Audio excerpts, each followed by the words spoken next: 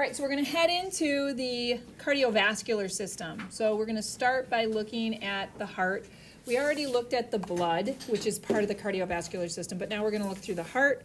And like I said, a lot of this is going to be review. So this picture right here is showing the heart, and then it's showing the blood vessels that are, it's showing kind of the direction of the blood flow.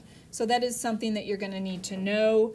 Deoxygenated blood is coming into the right atrium, and we're going to go over this in a little bit, and then that blood is going to go into the left and into the right ventricle.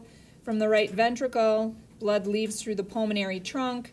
The pulmonary trunk then splits into a right and a left pulmonary artery because blood's going away from the heart, and that blood will go to the lungs where it'll get oxygenated, and then it's going to come back to the heart through the pulmonary veins, right? And when it comes back to the heart, it's going to come to the left side of the heart into the left atrium and then into the left ventricle. And from the left ventricle, it's going to pump the blood out through the aorta, which will deliver the blood to the systemic arteries and veins.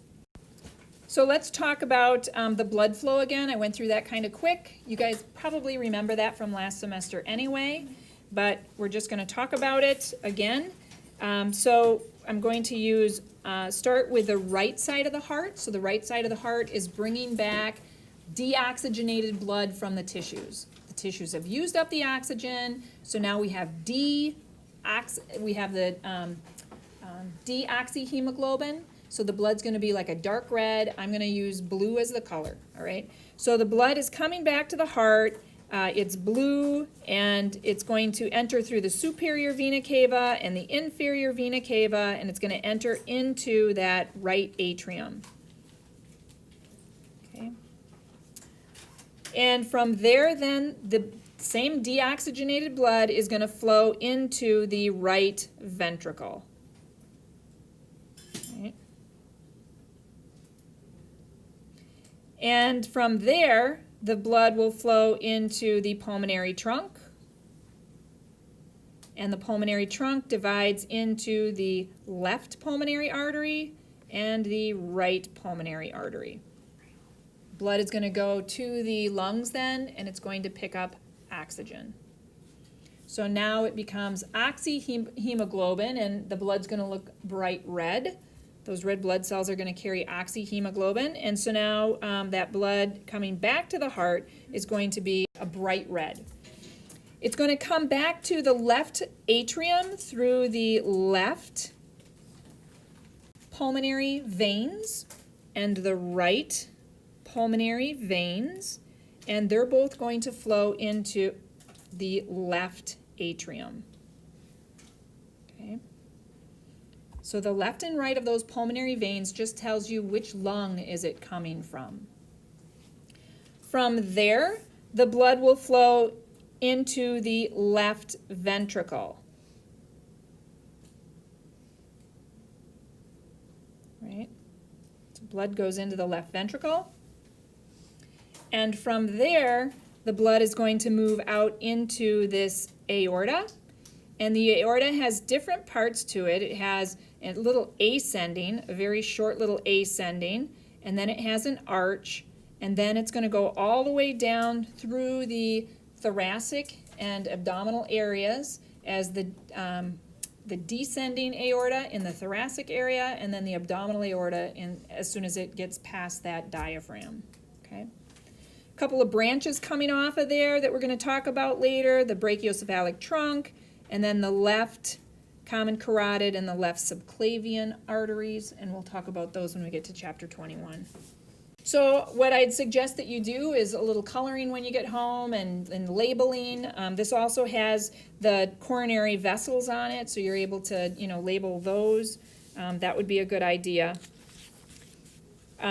So one thing I do want to mention about the coronary blood vessels, and we can see on here, again, the coronary blood vessels are the blood vessels that are going to supply the heart tissue itself instead of supplying the rest of the body with blood. So on here you can see the right coronary blood vessel, the right coronary artery, and then there's also a left coronary artery, right? So, and that one we can't see so well on here, but they're coming off of the aorta. And the thing is that these coronary arteries are only going to be able to fill when the ventricles are relaxed. So when the ventricles are pumping, and I'll talk about this again, but when the ventricles pump and it pushes open that aortic valve, which I'll show you in a second, when it opens up that aortic valve, the aortic valve closes up these coronary openings. So then they can't get any blood. But as soon as the ventricles relax, then those aortic valves, they relax too, and then the openings are exposed, and then blood can go in there. So the heart really can only receive blood and oxygen when the ventricles are not contracting. So if the ventricles are contracting very rapidly, then the tissues in your heart have a higher chance of becoming ischemic or having less oxygen, right?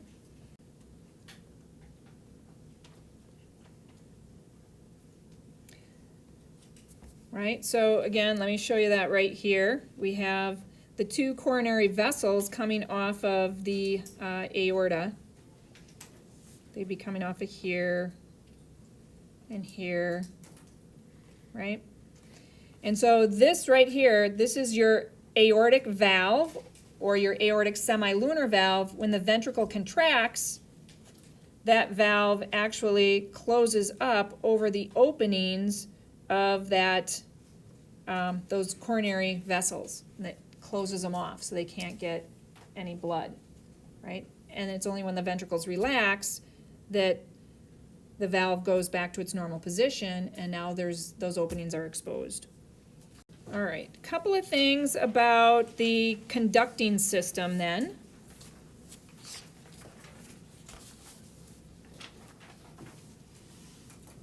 So the cardiac muscle tissue is going to contract on its own, and we call that autorhythmicity. And the cells that are involved in that are not the cells that actually do the contraction. They're specialized cells, and I did talk about those when I showed you where they were on the diagram. But the cells that are called the pacemaker cells, that's the SA node. So that group of cells in the heart that is the pacemaker cells, those are called the SA nodes. And they're the ones that are going to, they spontaneously depolarize, and they cause the atria to contract. Okay.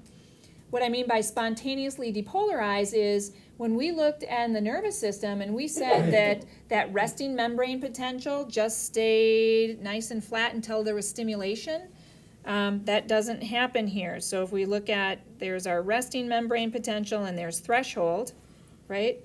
In a normal neuron that we've been talking about, we said that it takes a stimulus in order to open those sodium gates to be able to reach threshold and then have an action potential, okay? Takes a stimulus.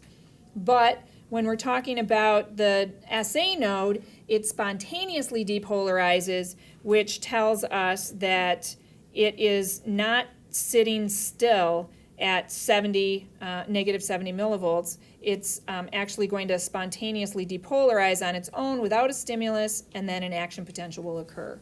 So it's spontaneous. It does not require a stimulus. No stimulus required.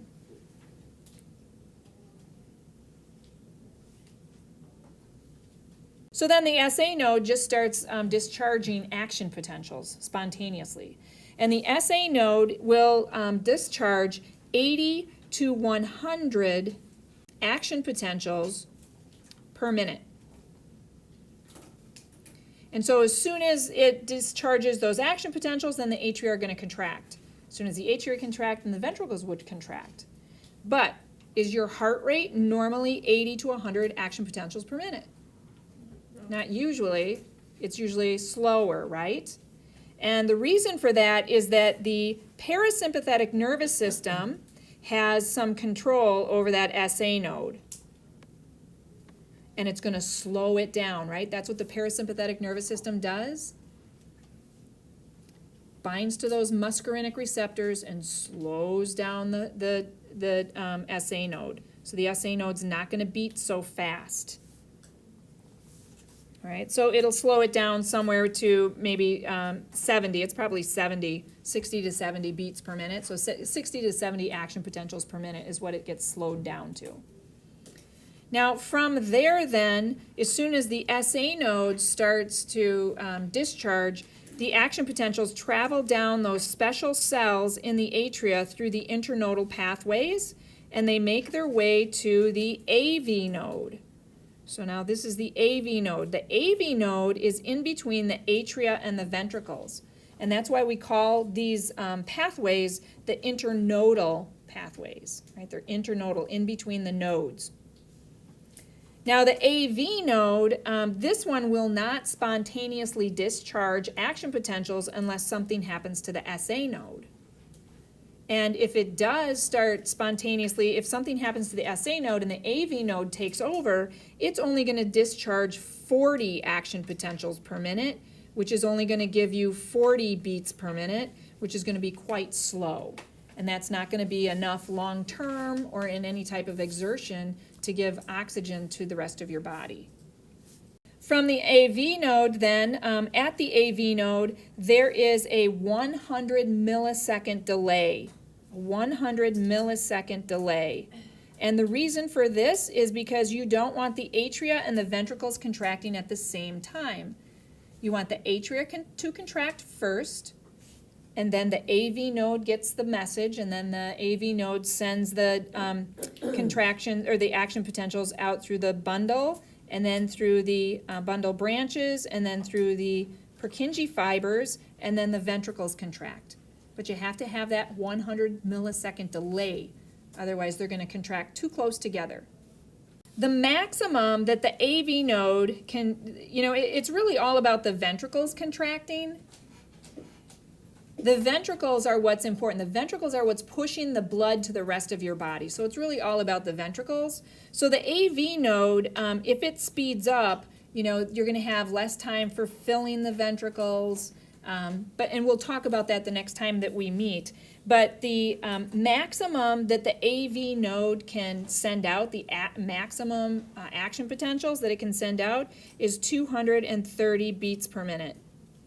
So when the heart is beating faster than it should, like if it's beating over 100 beats per minute, then we would call that tachycardia. So tachycardia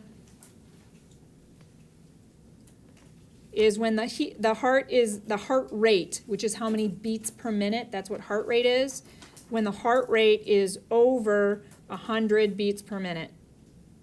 Too fast. Ventricles are not able to push out enough blood.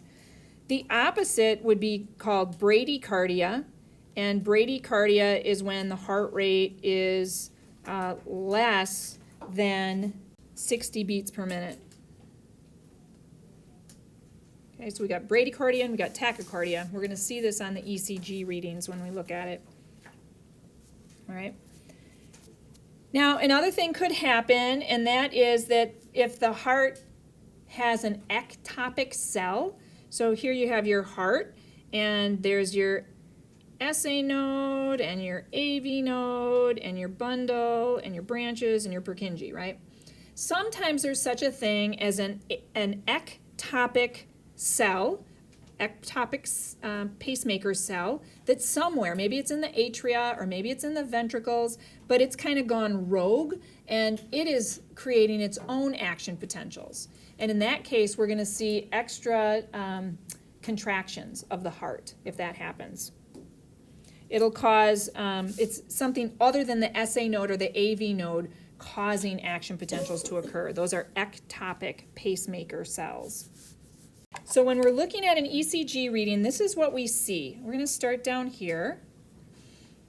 Now, you're going to see two different things. You're going to see a depolarization and you're going to see a repolarization. So a depolarization is when those sodium gates open up and you get a contraction. Repolarization are when those potassium gates open up and you get a relaxation. So that's the two. So if you can think of it that way, depolarization is contraction, repolarization leads to relaxation, okay? So when we're looking at this, we see and we call this a sinus rhythm because we're looking at how the rhythm of the SA node and the AV node and all of those pathways are working. The first little bump that we see on this diagram here is called the P wave. And the P wave is when the atria depolarize. Okay? So we're just looking at the electrical activity of the heart, and that means that the SA node put out the action potential, and the action potential went down through the internodal pathways, and the atria, the cells, the contractile cells, are going to depolarize. Right? And right after that depolarization, you get a contraction.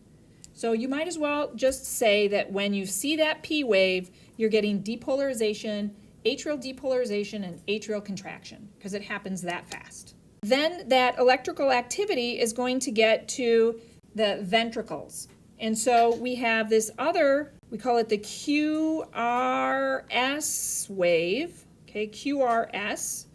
And the QRS wave is ventricle depolarization. Ventricle depolarization. The one thing here, so you get ventricle depolarization and then the ventricles contract right away.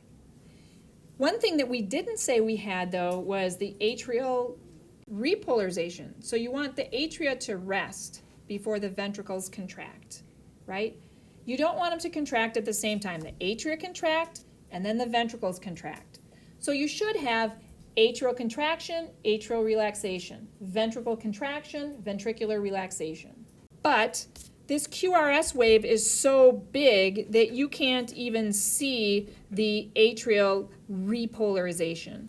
So underneath that on the chart that you can't even see, you do get atrial repolarization. So the atria are resting at the same time that the ventricles are depolarizing. You just can't see it because that QRS wave is so big. But what you can see is when the ventricles relax, and that is called the T wave. So that's ventricular repolarization. So we can see the P wave, which is atrial depolarization, QRS, which is ventricular depolarization, and then the T wave, which is ventricular repolarization. Contraction, contraction, rest. We just can't see the atria relaxing. That's all. We can also see some intervals, and intervals are important for us to recognize as well. An interval is the start of, it's the start of one point to the start of another. It's not really showing just a specific bump. So one of the intervals that we have is called the PR interval. And the PR interval is from the start of the P wave to the start of the QRS wave or QRS complex. So it's from the start to the start, and that's called the PR interval. So what we're looking at there is how long does it take from the time the atria contract to the time that the ventricles contract? How long does it take? If it's lengthened, then there's something wrong. Maybe there's something wrong with the pathway. You're not getting those action potentials to the ventricles on time. Then we have the QT interval, and the QT interval is from the end of that PR interval to the end of the T wave. So now you're basically looking at the time between the ventricle contracting and the end of the ventricle relaxing. If we're looking at an abnormal action potential, then that is called an arrhythmia. And I think that there's a few arrhythmias that you should be able to identify. So the first one, let's talk about arrhythmias in the atrium. So we would call these atrial arrhythmias. The first atrial arrhythmia that we have is called a PAC, or a premature atrial contraction. It's premature.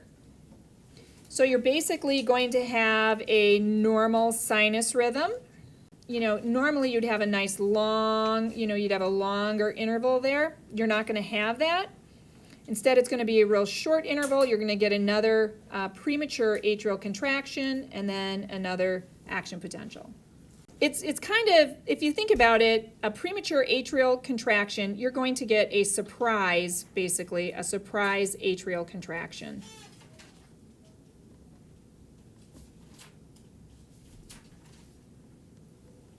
Then the second one is called a atrial tachycardia. We like to call it paroxysmal atrial tachycardia because it's not always there. So paroxysmal means it's just not always there. But in this case, there's going to be a flurry of atrial contractions. You'll have a flurry of contractions, and then you're going to have your QRS wave and then your T wave. And then maybe you'll have a normal sinus rhythm, and then maybe you'll get another flurry. Okay, so that's what the atrial tachycardia looks like. It's the atria that are beating too fast, not the ventricles, right? The third one then is called atrial fibrillation.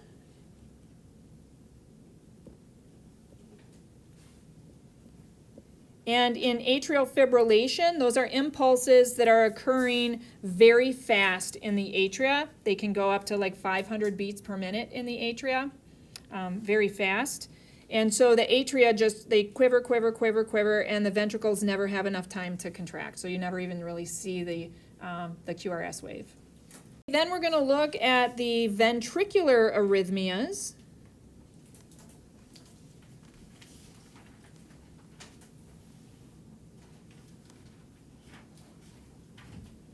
Okay, and the first one we have is called the PVC, or a premature ventricular contraction. It's not really dangerous, but like epinephrine can cause this, and you're just going to get the ventricle depolarization sooner than you should. It's premature. It happens sooner than it should. We also have VTAC, or ventricular tachycardia, and this is where you get 4 or more PVCs in a row without a normal beat. So you're going to get QRS, QRS, QRS, without seeing that repolarization or atrial depolarization. Okay, so that would be VTAC. The QRS waves are coming closer together. That's what ventricular tachycardia is. Atrial tachycardia are when the atrial depolarization, or the P wave, is coming closer together than it should.